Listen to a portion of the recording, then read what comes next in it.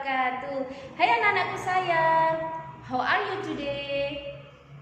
I'm fine too, thank you. And you? Kaifa halukum? Ana bi khair wa afiyat aidan.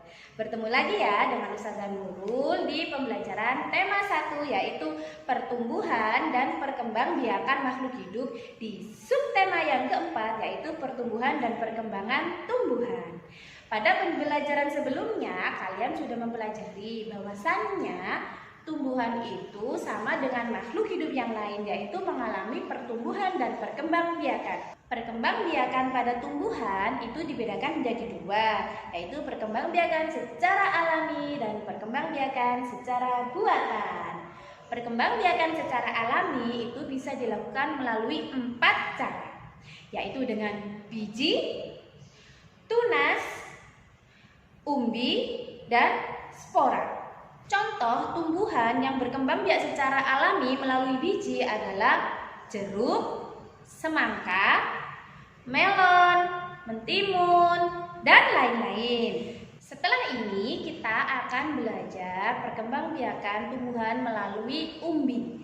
Sebelumnya kita akan berkenalan dengan bunga nasional. Seperti apa itu?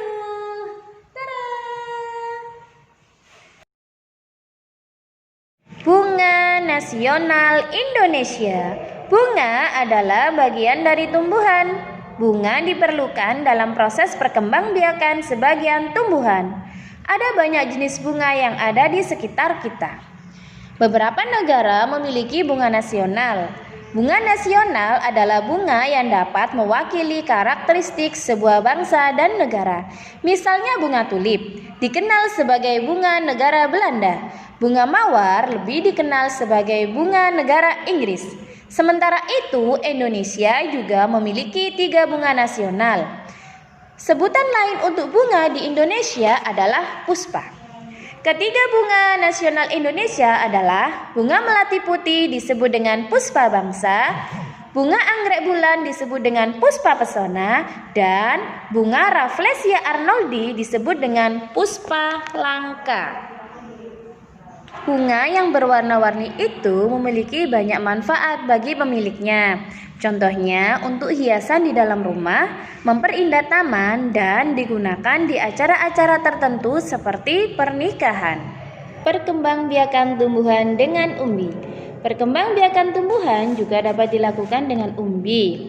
Umbi adalah bagian tumbuhan yang mengalami perubahan ukuran dan bentuk atau pembengkakan sebagai akibat perubahan fungsinya.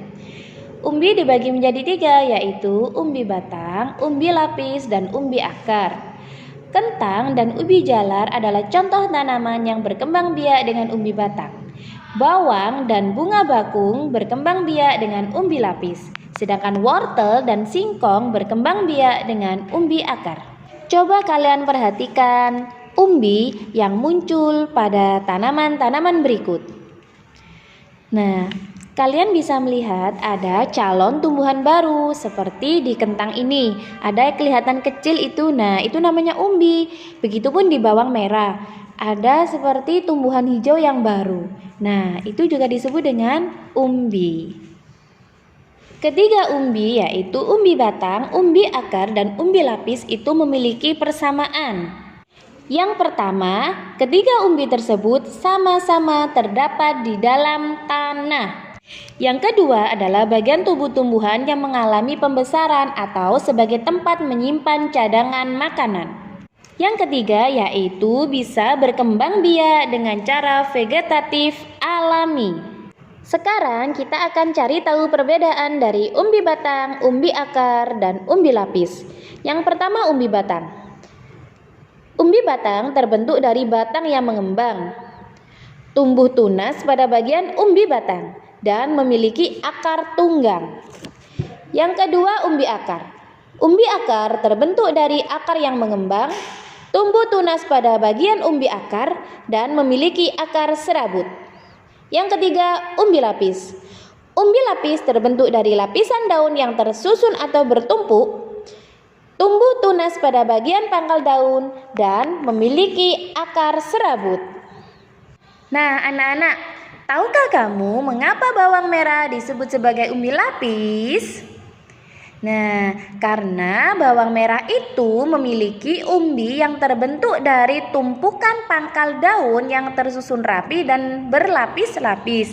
Jadi anak-anak, lapisan yang terdapat di bawang merah, bawang putih, dan bawang bombay itu sebenarnya adalah tumpukan pangkal daun. Jadi bukan akar ya anak-anak, tapi tumpukan pangkal daun yang tersusun rapi dan berlapis-lapis menggembung itu ya. Bawang merah berkembang biak dengan dua cara. Cara yang pertama dibantu oleh lebah dan serangga lainnya sebelum menjadi benih atau biji yang siap tumbuh sebagai individu baru. Namun proses ini memakan waktu yang lama sehingga bawang merah sangat jarang berkembang biak dengan cara ini. Selain dengan cara tersebut, bawang merah juga berkembang biak dengan umbi lapis. Perkembangbiakan ini menggunakan bagian tengah dari lapisan bawang ini. Dengan menanamnya, maka akan diperoleh individu baru dari bawang merah tersebut. Cara ini adalah cara yang paling cepat digunakan untuk memperoleh tumbuhan bawang yang baru karena prosesnya cukup sederhana dan bisa dilakukan oleh semua orang. Menanam umbi batang atau singkong tergolong mudah. Kita tinggal memotong batang tersebut lalu menanamnya. Tunggu beberapa hari, maka kalian dapat melihat daun tumbuh dari batang tersebut. Nah, yang kita makan dari singkong adalah akar dari singkong tersebut. Batang singkong yang tidak terpakai dapat digunakan sebagai alat permainan. Lebih tepatnya dipakai sebagai alat ukur lompatan dalam sebuah permainan. Coba kalian perhatikan pada gambar berikut. Pada gambar ini, seorang anak sedang melompat. Nah, sejauh-jauhnya anak itu melompat bisa diukur menggunakan batang singkong yang sudah tidak terpakai. Berbagai jenis umbi-umbian. Umbi-umbian merupakan makanan yang sangat digemari oleh sebagian besar penduduk di Indonesia. Umbi-umbian dapat diolah menjadi berbagai makanan. Contohnya ini. Baiklah anak-anak, seperti tadi pembelajaran kita tentang perkembangbiakan tumbuhan melalui umbi. Kita ketahui ada 3, yaitu umbi batang, umbi akar, dan umbi lapis. Nah, sudah selesai ya pembelajaran kita di hari ini. Jadi anak-anak, kita akan bertemu lagi di PB5 dan PB6 besok ya.